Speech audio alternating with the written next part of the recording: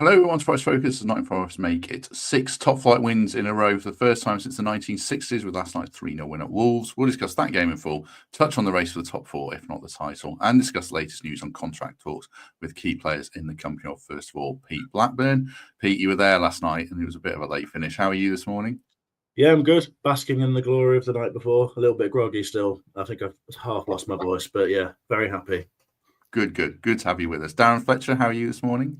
I'm very good. Nice to be on with Pete for the first time. Not had the pleasure before. And I'm wearing a baseball cap because I've just come off a paddle court, so my hair's all over the place and not fit for purpose. So it's not a fashion accessory. It's just so I don't look a complete berg. I haven't got an excuse, as ever, for whatever this is. I'll find out. My head's too big for hats. Right, before we get cracking, Fletch, NFFC, says he's your biggest fan, and also asks, are you on comms on Tuesday for TNT v Liverpool, which we'll get to later? First and foremost, thank you very much for being kind. And yes, I can't wait. The first season when we got promoted, I commentated the day we beat Liverpool and Taiwo scored. So I'm really looking forward to doing it. Yeah, I can't wait. You know what? As many games as you get to do, it still feels like a bucket list when you walk up the steps and along underneath the main stand to the gantry. So it's going to be a really special night for me. I can't wait. I'm really excited. First v third, who can believe it? But we'll get on to that. Let's not go with this first v third. First v second. Points are what matter in this game. Get the goal difference right now. First v second. First v second. A couple of quick thanks before we get going. Thank you to Andrew for signing up for membership, Andrew Mosson, Adam Cooper as well, and Shane Courtney for gifting one membership.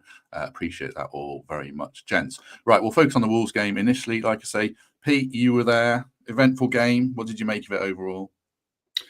Well, if you'll excuse me for being sort of slightly sentimental to start off with, I mean, first and foremost, it just felt like a massive privilege again to share in one of those famous Forest days with some of my best mates, and that amazing away support, always an absolute joy.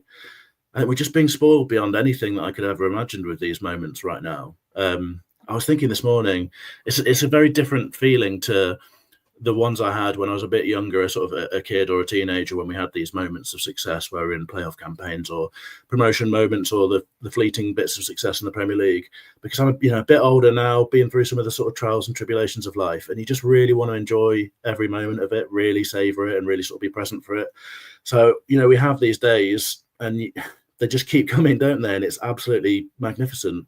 I mean, on the game more particularly, I thought it was probably one of our poorer performances during this brilliant run, in a sense. That the first half were some sort of sloppy moments where it looked quite vulnerable. They had some really good attacks, but we just we came up big in the moments we needed to, through Matt Sells or that lovely little clearance off the line from Murillo where he just sort of dips his leg and clears it off the line.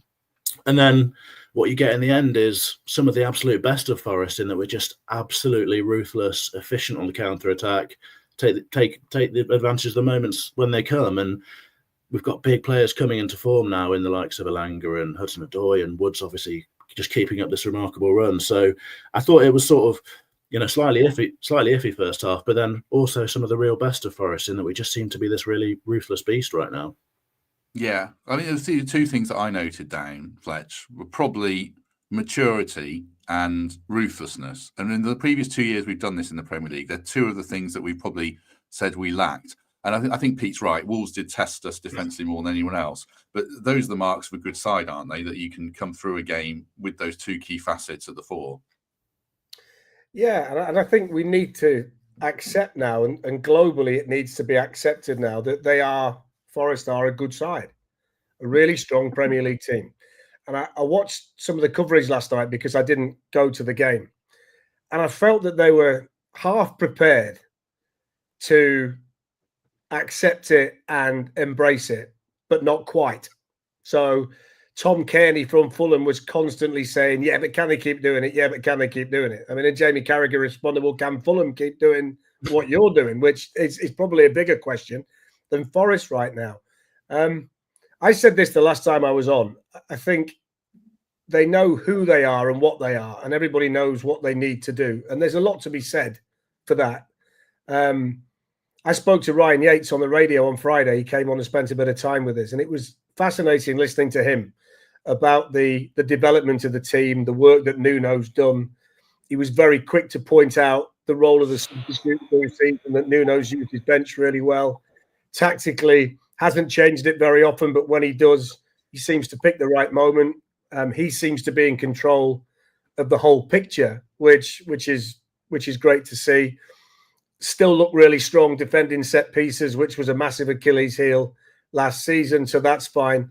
And one thing that kind of stood out from what Yatesy said was that they're starting to, as better players come into the team, the players that are there learn from them. And he told a story about the fact that he said, I don't think Nikola Milenkovic has missed a game or injury for something like 3 seasons. Then he said, when you watch him, the way he looks after himself, the time he spends in the gym, the kind of professional that he is, he said, we've all learned from him. So as better players come in, players develop based on training with them, watching them, learning good habits, learning things about themselves and how to be a professional that maybe they didn't know before. So I think, there's no fluke to all of this. This is something that's been put together really well. The recruitment's been outstanding. And I said last time I was on this, because of the way they're doing it, it's eminently sustainable. And that's the important thing. It's sustainable. This is not something that all of a sudden is going to fizzle away and they're going to be back to where they were last season. It took me longer than some to accept it and buy in. I said on the podcast early in the season that I still wasn't sure.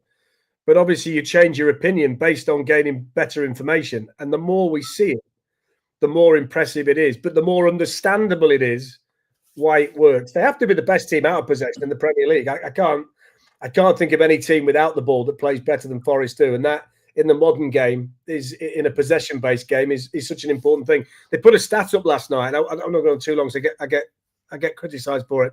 But there was a stat that came up last night, 20th in the Premier League for average possession in a game at just over 35%. And then Tom Kearney's point was, can you sustain a run like this when you're not having the ball? Atletico Madrid did it for a number of years, got to Champions League final, won La Liga titles, etc., by having less percentage possession than that, even against poor teams. So it can be done. What you've got to be in those circumstances is brilliant when you've not got the ball. Very together, very joined, work hard, disciplined. Forest are. So I think what is a perceived weakness in some areas, the fact they don't have the ball very often, is actually a strength because they're brilliant without it. I'm going to stick with you, Fletch, actually, because I wanted to follow up on something you said. I remember a previous appearance, you said it'll be interesting to see how the team plays when they're safe from relegation and if they kind of play with the, freedom. And obviously we've got 40 points now. And I sort of think, are we playing with the freedom, but in, that kind of classic Neil Warnock way, enjoy it by being disciplined? Like they absolutely love defending and they carry a great threat. Are we seeing that already? Well, I think it goes to the point that Pete made at the start about how ruthless they are. I think when you're playing with a bit of freedom, those chances are easier. And if you're tight, a striker's tight or a midfield player's tight, the chance falls, you're thinking, I've got to score this, otherwise we're in a mess.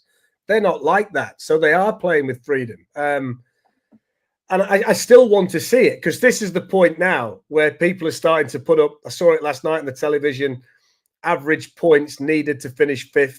Average points needed to finish 4th. Forest have got 19 games left. They need X number of points to get 4th and 5th based on averages. So look, this is the point now where we're saying they're safe. There is no issue. We've not got to worry about that. Now, what can you do? And that, to be honest, is, an entirely different scenario, but one I think they're all going to relish. There we go. Greg's, I have no idea what that means, but I know that he's adamant the Forest are going to win the Premier League. So if that's what that graphic tells you, I'm all in. If not, I just don't understand what those dots are. Go on, Pete, explain it. I think I can let Matt do that. Yeah, so we're looking nicely above that yellow line, which is the absolute dream, isn't it? Yellow line's the top 4 Champions League historically. Yeah, over a 10-year average. That's the yellow line. 37 points at this stage. We're on 40 with Nuno enjoying a bit of skiing. So yeah, that's how it looks. Incredible. It is. Oh yeah, we will. Getting back to the game then, Pete. First goal. Absolute joy. One of the favourite moments of the season because of the chanting. It was absolute poetry the way Morgan silenced it. You must have absolutely loved that in the ground. Yeah, I mean, I was telling you before we started that I had a slight misfortune of missing most of the build up to the goal because I was attempting to break up what was looking like a potential fight between a couple of pensioners. So I was doing a bit of UN peacekeeping, but sort of turned around to watch Morgan slotting at home, and yeah, obviously absolute pandemonium. Like you say, poetry. It's just perfect, isn't it? To see Morgan rubbing it in the faces of all those who boo and abuse him and his family, and just, you know, really rubbing our success and his success in their faces on their home turf was just, you know, fantastic to see. Those are the sort of tribal moments that you're allowed to have, I think, as a football fan, as sort of rational and calm as you try and be away from the pitch sometimes. Just absolute elation. I mean, I don't know if you want to talk about those chances again. I know you covered them last night. I think some of them are like, after people involved in those things, they should be a bit ashamed of themselves, to be honest. I know I'll get a little bit of, you're a snowflake, these things happen in football, it's just banter type stuff, but I think that's absolute nonsense. I've got no objection to rivalry, to ribbing players who left your club and things like that, and I'm sure Morgan's more than comfortable with all of that sort of stuff. But I think if you're chanting about people's wives and children, you need to take a serious, long, hard look at yourself, to be honest. So I'll await the torrent of abuse from Wolves fans who see this and pass it around. Yeah, I mean, away from that though, I think we've spoken before about Morgan.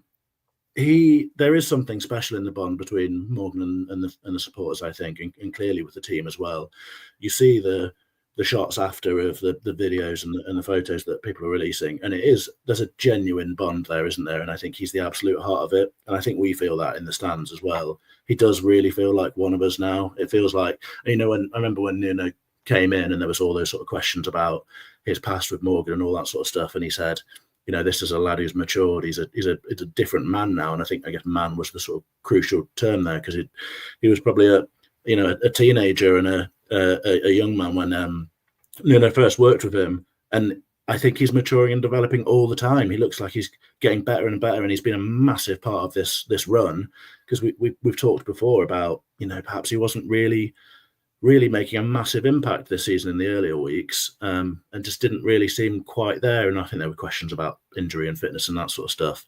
But my word, he looks like the absolute fulcrum of this team now.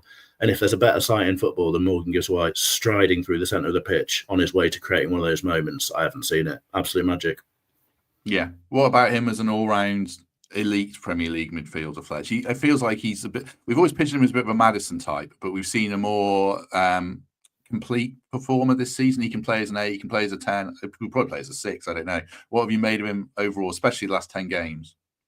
Yeah, I mean, for a start, I would echo what Pete said about the abuse that he suffered last night. Went over the line. It was a disgrace, and I couldn't care less what football supporters say in response to it. There's a line that was crossed, and it's just wrong. So it was, what I heard last night coming through the television was a disgrace from certain sections of the Wolves crowd. Simple. I think the one thing he had to do this season was create more chances and score more goals, and that's what's going to decide whether you're elite or not. That's the company that he wants to mix in. If he wants to be an England player, that's what he's got to do, and we're seeing signs of that.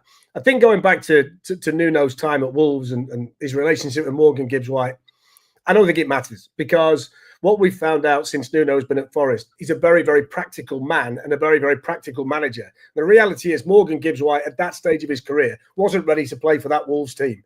If you remember, the midfield area of that Wolves team was particularly strong, and he just wasn't ready for it. It's a different scenario now. He gets better all the time. Somebody said to me once, a really good judge of midfielders, former England international midfielder, midfielders have got 3 main jobs. You either score a goal, make a goal, or stop a goal.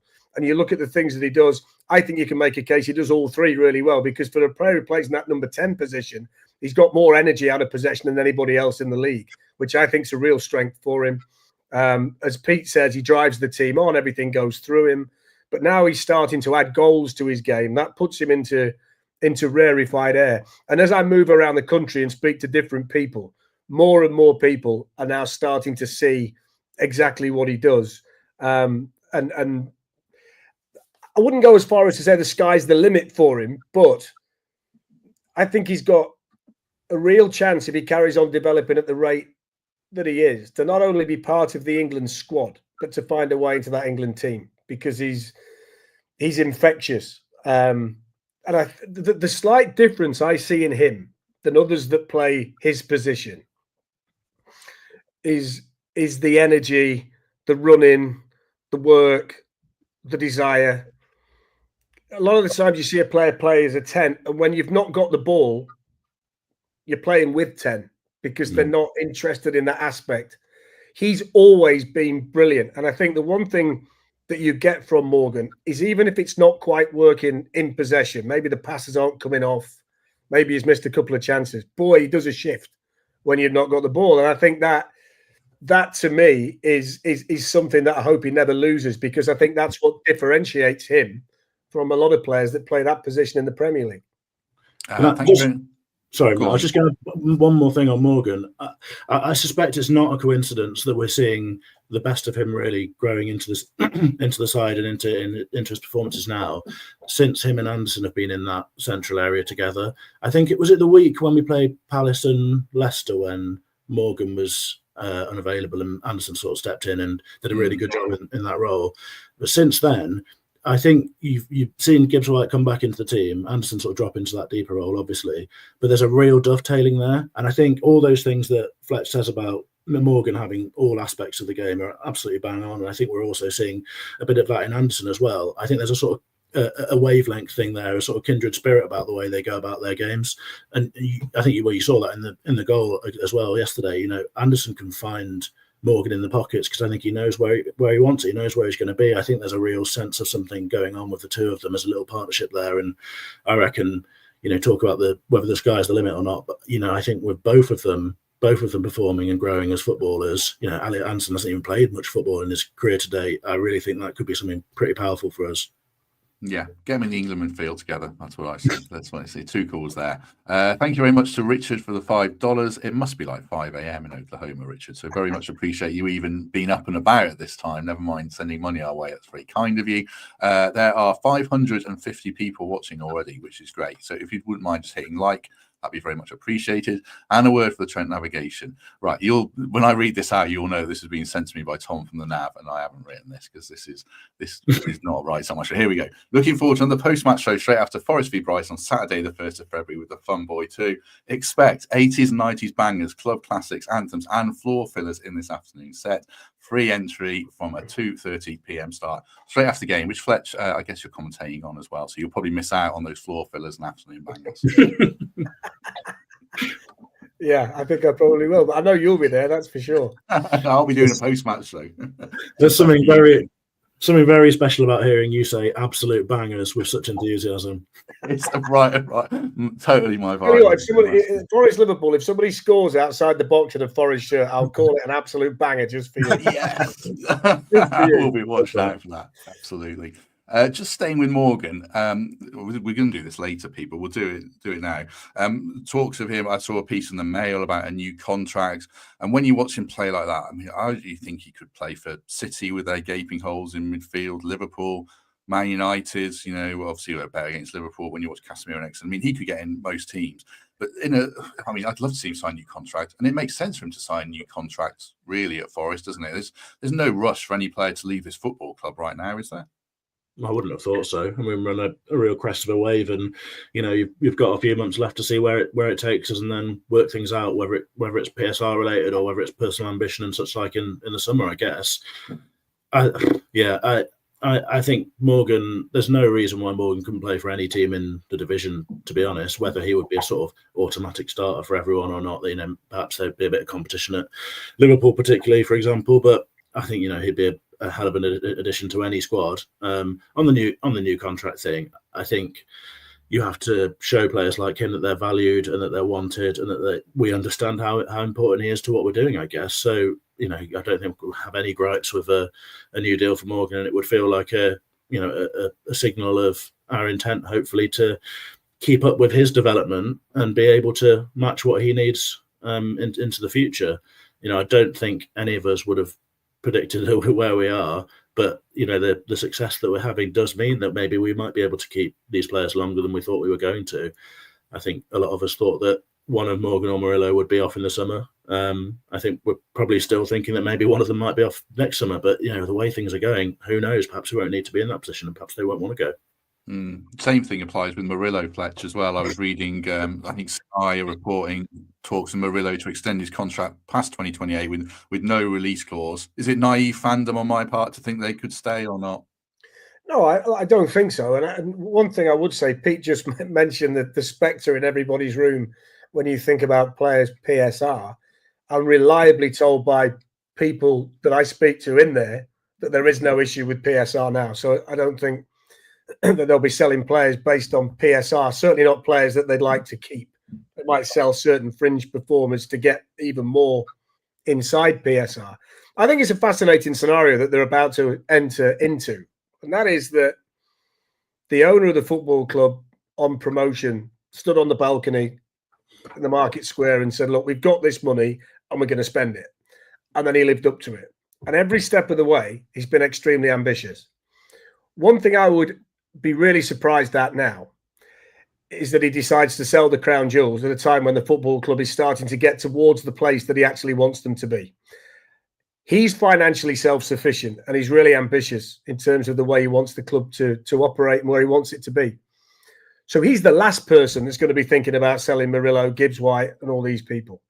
The reality of football, of course, is that when the really big sides in the world come and knock on your door, all of a sudden telephone numbers get talked about as well. Forest have got a big decision to make in terms of what they want their own structure to look like, wage bills and what they want to pay certain people. This is what we're seeing now, again, is the club go from this level to this level. So in recent weeks, we've seen a lot of activity behind the scenes, people in executive positions being added to the staff. So all of a sudden, the staff now resembles a Premier League club because they were doing it behind the scenes, short of numbers and in certain areas experience. Now they've gone and recruited a lot of people to fill those positions so that they can continue to grow exponentially as a Premier League side. So I think this is going to be the next stage now. What do they want the wage bill to look like? What are they prepared for wage ceilings to be? That's going to dictate how many people stay. And I think this is something that they've got to work out now as they go, because players are going to need to be paid. If you're Murillo and you're worth 70 or 80 million to another team in the Premier League, then you've got to be paid like a 70 or 80 million pound centre back. That's the financial reality of the Premier League. So that's the position that Forest are moving towards. And then it's going to be fascinating to see what they think they can realistically do and be comfortable with. And I think that'll dictate whether players stay or not. If they're a European side next season, a Champions League team in particular, there's no reason for anybody to leave. If they're a Europa League side, I would presume that they'd all stay. The issue comes, as I say, when they get to superstar status and then all bets are off. But then I think what the fan base can do is rely really strongly on the owner, because he's not showed any signs in the past that he's going to do anything but on the pitch than what's right for the club. So I think it's not as if he's a brittle owner who's going to say, look, we've done okay, now let's make a load of cash by selling all the players. He's going to fight tooth and nail to keep those players, which is different to a lot of clubs who would find itself in a similar situation. True. Thank you very much, Thomas Payne, for signing up for membership. Very much appreciate that, Thomas. Very kindly, and everyone else who's signed up of late. Another player who factors into that, Pete, in a different way, is Chris Wood with his contract. And, I understand he wants 2 years, which I get. I'm not sure what else we can say about the guy. It's just another classic Chris Wood goal. I mean, Hudson-Odoi's part in it was great as well. We should talk about that and his performance. And Elanga's again, I guess. Yeah, I feel like we've done this question so many times now on the podcast after another mad Chris Wood finish, another relentless performance. So you're right. What else is there to say? He's just always there, isn't he? I mean, he's exactly the striker we need and have needed. I think he's really developed as a player as well during his time here, and I guess that might just be because of the consistency of games, and obviously had a period of time where he was sort of in and out of the side at Newcastle and such like.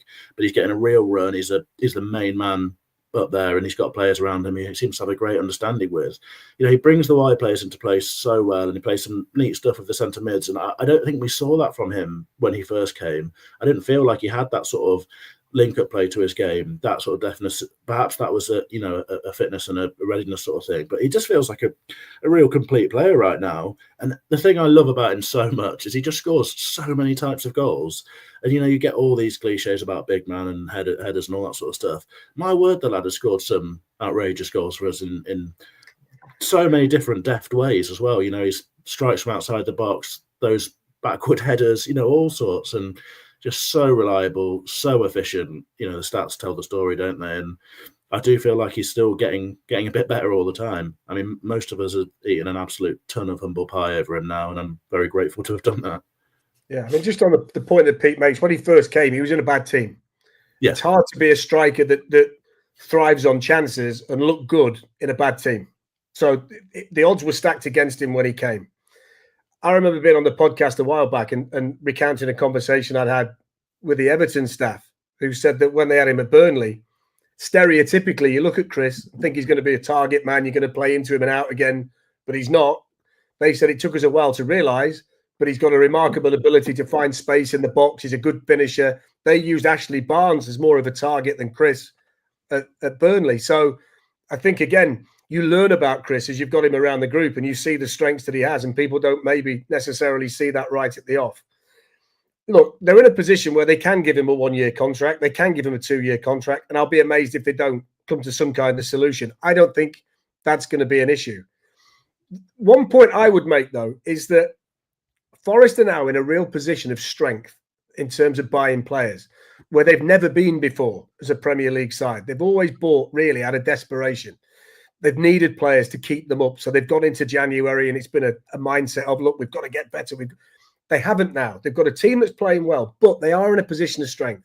And what they can't afford to be, and I don't think they will be, is overly sentimental. They've got to look at the positions in the group where they think they need to improve. And even if someone's playing well in that position now, they've got to be ruthless enough to sign a player to make it better. And I think one area that they can improve on is central striker. Now, Chris is playing great, and this is no knock on him.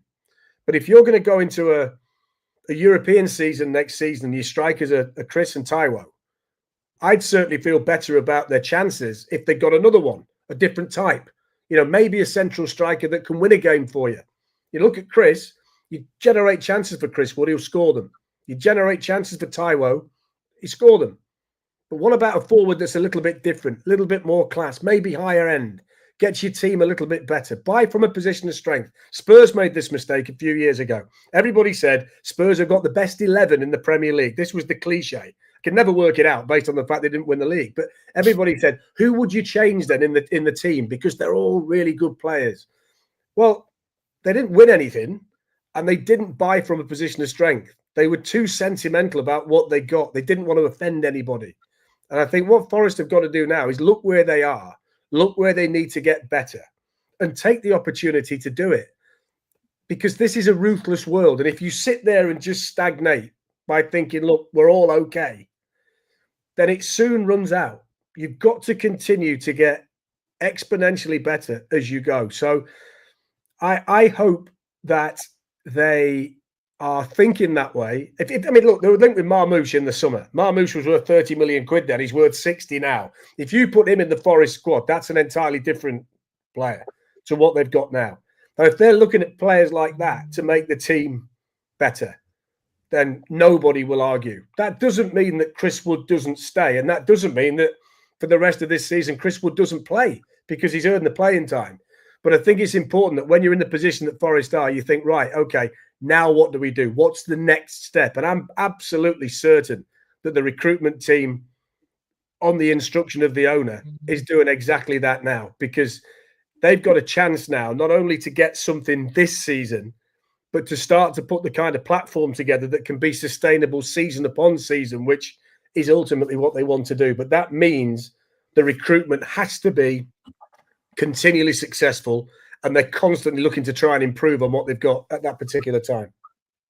Let's go into soft, squidgy snowflake territory, which relates to that, Pete, and talk about Taiwo's goal, and we'll talk about where he fits in. But it was a lovely moment to see Taiwo score and see everyone so Can I happy. just ask you, Pete, before you come in, was that his longest shot that he scored from as a Forest player? Because they always seem to be about a yard until last night, but that was quite a long range one for the big fella. Yeah, absolutely, an absolute banger, as Matt Davies would describe it. He was good. He has been good, I think, for about 3 or 4 games in terms of looking more like it. I mean, we could have been talking about a goal at Everton, and now we're talking about a goal at Wolves, and wherever he fits in, it was just a nice moment, wasn't it?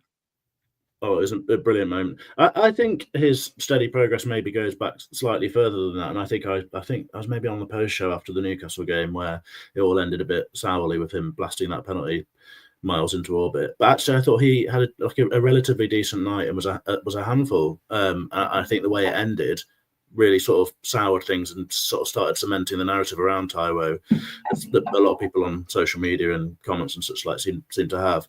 I mean, yeah, last night it was lovely. I think I said after the Leicester game, one of the best moments for me was the sort of experiencing the sheer support there is for Taiwo in that away fan base. I think if you only took your sort of sense of things from social media or doing things like this, you could be forgiven for thinking that a lot of people have given up on him and they've already sort of forgotten about what he did during particularly the end of the first season. I think maybe, often in life these days, people feel like we have to have very, very strong opinions about things because being nuanced and delving into the grey areas is a lot more difficult and maybe a lot bit less interesting sometimes. But I think the Taiwo story is a story of grey areas, isn't it? Because he's had a difficult time of it on and off the pitch. I think he's had some personal issues. He's obviously had huge injury problems, some of them stemming from us being desperate to get him back in the team because we had no other option. I guess was it last January, I think. He's played through pain, and I think he's exacerbated his injuries as a result. We've sort of heard that talked about. I think that's sort of public knowledge, and I think you obviously have to be very, very patient with him. I think he's looking sharper all the time. From a sentimental point of view, absolutely wonderful to see him score. I absolutely love the guy. I think we wouldn't be in the Premier League without those goals in that first season, even if lots of them were tap-ins or close range finishes or whatever, but his movement was brilliant. The way he intertwined with Brennan and some of the other players was first class, and the way he bullied centre backs as well. I think there must have been quite a lot of defenders in the league who were terrified playing against him. We saw him bully Liverpool and other sides. I hope he's still got a role to play. I don't think I can see through my sentimentality with Taiwo now really to know whether that's going to be the case. And I think, as we understand it, there's some striker hunting going on, as Fletcher sort of talked about. So his route back into the team is potentially going to get even more difficult. But right now, I think we should enjoy the fact that he's got that sort of monkey off his back, because it's been a long road for him, and it's pretty clear that the staff and the players all feel very, very strongly for him. The love for him seems pretty enormous, and it certainly was in the away end last night as well. So yeah, it's a really nice moment. I still hope that he can have a continuing role, and I guess that Luton game is a real opportunity for him to get minutes under the belt and see where it can take him. But at least he's sort of back in the scoring habit now. You've got to look at this though from a numbers standpoint. But if they're going to play in Europe next season, 2 strikers won't be enough. No. So you might need Chris Wood, Taiwo, and another, and maybe another one on top of that. I mean, just look how stretched Newcastle's group was last year. Look at Aston Villa, how they're finding it difficult to go Champions League, Premier League, and they look shattered. You need the depth. I mean, they've got Duran and Watkins, and now Emery's having to rotate the two. One can't play all the time. So I think that from a numbers standpoint, the squad's got to get bigger. Certainly, they're quite deep in midfield. They're quite deep at centre-back, but there are other areas within the group where you're going to need more. So I think if they do go and sign a striker, it doesn't necessarily mean that Taiwo leaves. And you can probably make a case that if Taiwo did get sold, they'd need 2 strikers, because you're going to need to go in with at least 3, just in terms of stresses, strains, how many minutes you spend on the pitch. So I think that this whole thing changes, that it's not necessarily either or anymore. They've got to start. There'll need to be a plan for if they're in Europe or if they're not. The likelihood is the way they're trending at the minute, they will be, and that's going to need a lot more depth in a lot more areas. So it might just be a case of addition rather than subtraction to get them up to the kind of levels of squad that they're going to need to compete on yet another front. I mean, it's hard enough with the domestic cup matches, but you throw Europe in as well. They'll have to rotate. So that the manager's going to have to be comfortable with doing that. And the one thing I think with Taiwo is you wouldn't want Taiwo to be the only other option because of the point that Pete makes that he's injured a lot. So that would then be an issue. If Chris Wood then becomes 33, 34, and he's got to play 60 games in a season because they've only got 2 forwards and the other one's injured, that's a problem on every level. So I think they're going to have to get deeper, regardless of what happens with Taiwo. Well, we shall talk a little bit more about the game. We'll probably won't actually, because we'll move on. We'll talk about a couple of big picture things before we go. But thank you very much to Global. Here we are in the ringing shop now. So, busted in action, disrupting criminality. Together we can West Midlands Police.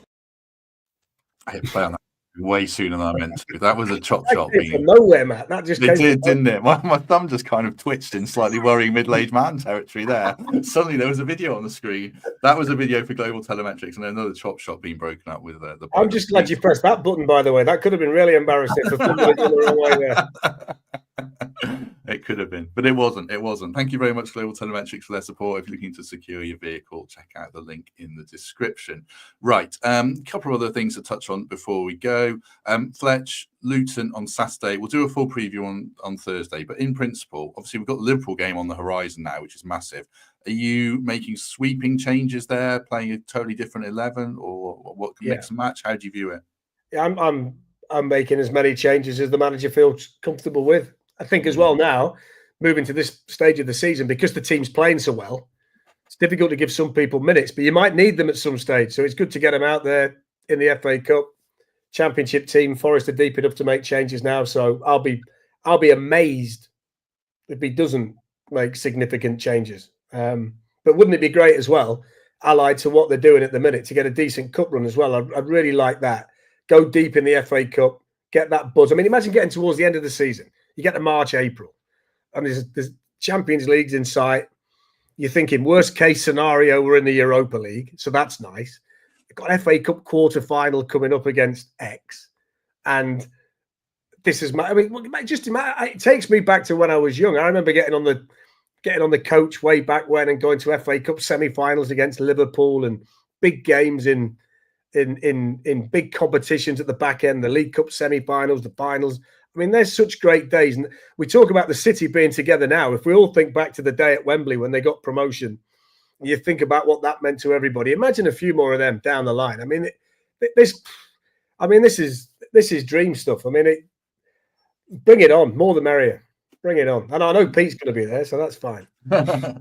I was going to say before, a couple of people in the town, mentioning Matt Sells, obviously. And if you watch the post-match show, we discussed him and Wayne Turner. We could talk about every player on all these shows at the moment, but wanted to move on. Matt, can I just say, of all the keepers I've seen this season, he's consistently been the best in the Premier League this season for consistency. Yeah. There's not been a goalkeeper as consistently good as him anywhere. Is it consistency as a general thing as well? This was something I should have raised earlier, Fletch. You look at Chelsea, they do look a bit flaky. Arsenal without Saka, they're such a strong team till. City have still, I mean, I watched the West Ham highlights. West Ham could have scored 4 goals in that game. So they haven't particularly solved their issues. Newcastle, obviously, I think are a strong team. But is it our consistency of tactics and belief and everything that makes you confident? You were talking pretty confidently about European football there from what when I was listening to you. Is it because of that, do you think? Well, they did a great thing on the telly last night after the match. They showed the average points needed for each position, top 5.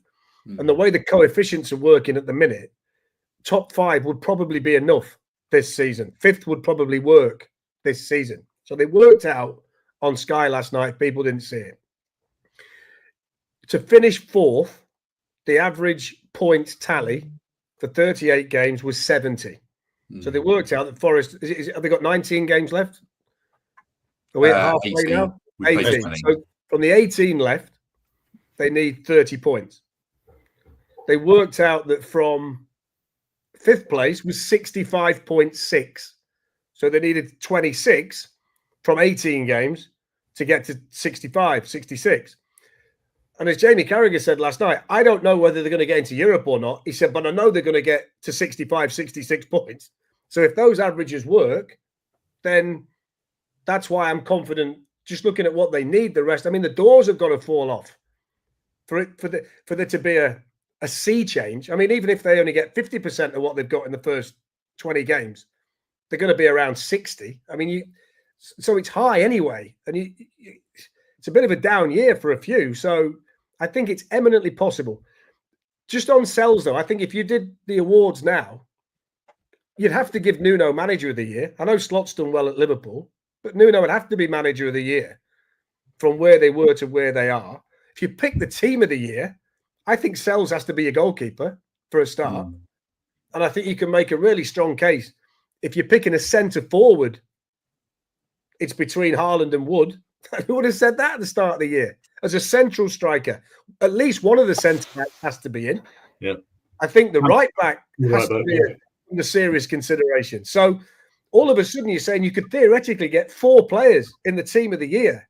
So you got 4 in the Team of the Year. Your manager might be the manager. Of course, that Europe's, you should be confident about Europe. There's no reason not to be, because just do the maths. This is a maths thing now. To get to 40 as quick as they have, to then look what you need. You don't need 40 again. If you get 40 again, you'll be second or third. Closer to the title than you think. So if Forest can get from this point on over 18 games, anywhere between 25 and 30 points, then the Champions League is a real strong possibility, let alone just playing in Europe, based on the numbers that they showed on the television last night. So I know it's hard to take in based on how rapid it's all changed. But I mean, 40 to 65, 70, it's not that far, is it? No. Look, I said to someone the other day, the 5 hardest games they've already played. They're the away matches at Manchester City, Liverpool, Chelsea, Arsenal, and Man United. They were the 5 in the summer that you went, they're the 5 hardest games. The 5 away matches, played them all.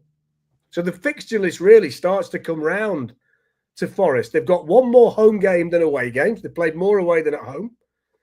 And the fixtures now, I think, is better for them than it was. I think the slate in the first half of the season was harder in the slate in the second half of the season. So there's a lot of reasons to believe.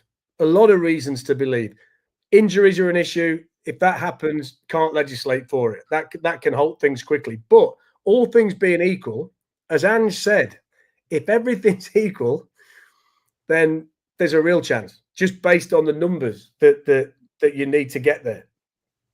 I've got that chart that's talk around on Wednesday. Danscape, who did the European Dream Tracker, sent me. So we'll do that on Wednesday. As Rossi says here, there's 750 people watching, which is great. Do us a favour and hit like on the video. That'd be fantastic.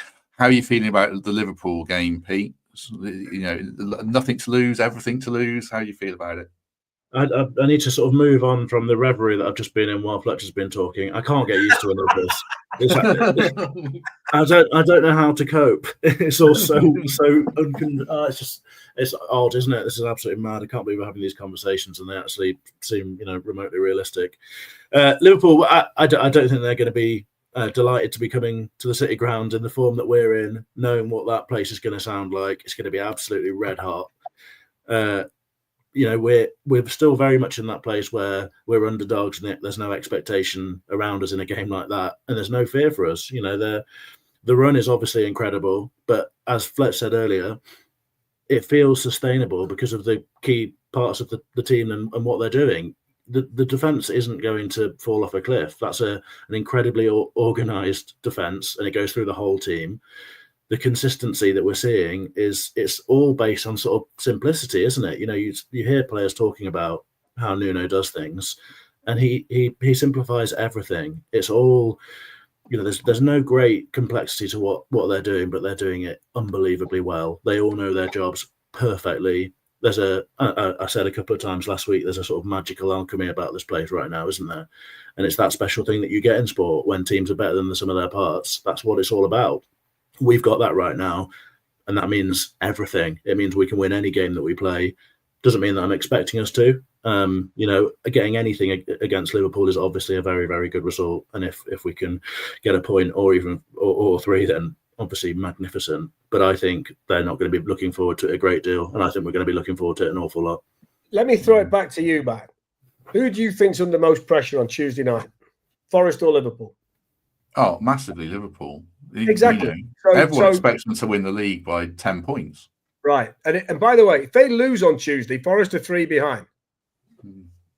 Forest are 3 behind, and it also then opens the door for Arsenal, etc., to close the gap as well. They're the team under pressure because they're sat at the top. If they don't win the league from this point, it's a disappointing season for them because they should have won it last season, if you remember. They fell away after Christmas. They were going for a quadruple going into the new year, and it all fell apart. So they've been there. They've got to deal with that. They should win the league from here.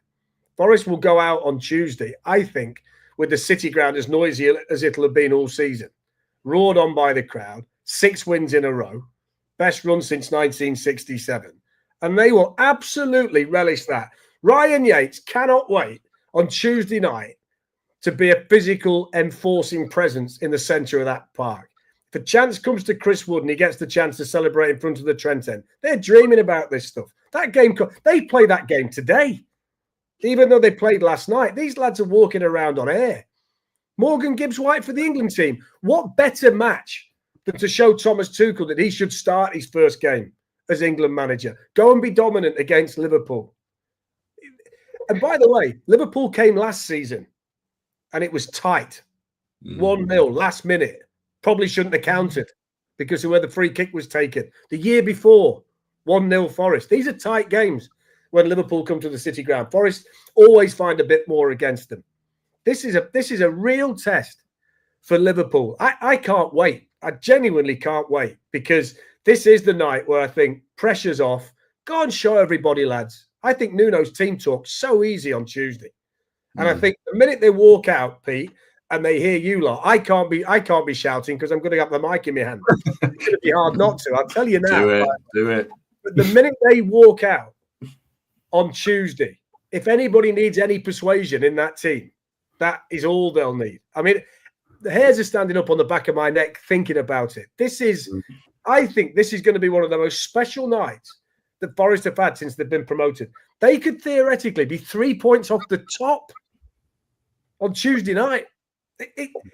What an opportunity, blimey. They must be sat there, the lads, together now saying, oh, can't wait for Tuesday, cannot wait for... They must be like us. They must be like us. Come on, let's bring it forward. Play it tonight. Get it on tonight. Let's get it on. But I'm definitely ready for it after that. Yeah, it's true though, isn't it? I mean, there's no way that Forest walk out there and freeze on Tuesday night. They're going to be going, come on, let's have a bit of this. I bet the lads can't wait. I don't think TNT Sports commentators are allowed to give the team talk, but we could make an exception. I remember, when I did the first game and Taiwo scored, I was up there on the gantry with Jermaine Genius and Macca. And when Taiwo scored, I just blurted out that he'd scored. And I thought, if you say one more word at this point, you're getting fired. Because what would have come out of my mouth was completely inappropriate for the moment. So I just had to stand there and say nothing till it passed. And I'm thinking that I might be in a similar situation on Tuesday night. Just one last topic before we get to final thoughts. I know we've got to be done by 12 because Fletcher's got to go. Talking of Forest v Liverpool, Fletch, it's a 1979 league table, and we can't really not go without mentioning the 50th anniversary of the appointment of Brian Clough. I mean, I know it's unbelievable, but it harkens back to days of the great man, doesn't it? Yeah, it does. And I think the 50th anniversary of the great man arriving is really poignant in the year that Forest are having. What better way to celebrate the 50th anniversary of the greatest moment in the club's history? Because you can talk about the finals, but him actually getting there was the most significant part of the whole journey to get him in the first place. For Forest to be at the start of 2025, 50th anniversary of him arriving, to be in the situation that they're in is the perfect celebration. Absolutely perfect. And he'll be looking down from somewhere, mightily proud that his club are where they are. And he liked nothing more than beating Liverpool. I know Fergie's famous quote about knocking them off the perch, when he went to Manchester United. By the way, that Liverpool team that Cloughy knocked off the perch was a special Liverpool team. That was a great Liverpool team, and Forest knocked them off their perch. So, yeah, I think it's absolutely perfect. And I know that he'll be sat there enjoying it somewhere with his old mate Pete alongside him, looking down and saying, "Yeah, they're doing it again." I don't know what else we can say today, so we'll finish it there. But Pete, any final words? Anything you want to add? I mean, you love a rousing speech, but I don't think there's room for it. I don't think I'm going to try and compete with what we've already had. No, nothing else from me. I think I'd echo everything that Fletch said about Clough. And I mean, I guess one of the things that's really special about what Cloughy and that side did is they really put this place on the map, didn't they? They made Nottingham a place that people across the world know, and we still all have those conversations when we go abroad or go to different places, and the first thing that you've got in common with someone is some of those things that you can talk about and the reasons that they know where you're from. And I guess the really exciting thing is that this team have got a chance to do that all over again. So fingers crossed they can do that. Indeed. Anything you want to add, Fletch, before we go? No, I'm just I feel emotionally exhausted. I'm just reveling in the moment and just thoroughly enjoying this mad season. It takes me back to one of Cloughy's quotes. I remember the post-match interview. Had they just been held 3-3 at home by Cologne? And did he not say to John Motson, "You wouldn't write us off, would you?" Exactly. Would you not look at this situation now and the people who've got the doubts at this point with this group of players and this crowd? Would you not turn around and say you wouldn't rule us out, would you? Because I think people would be a fool to. People are talking about other teams around it. This team's got a better chance of any of them to do it. I think so.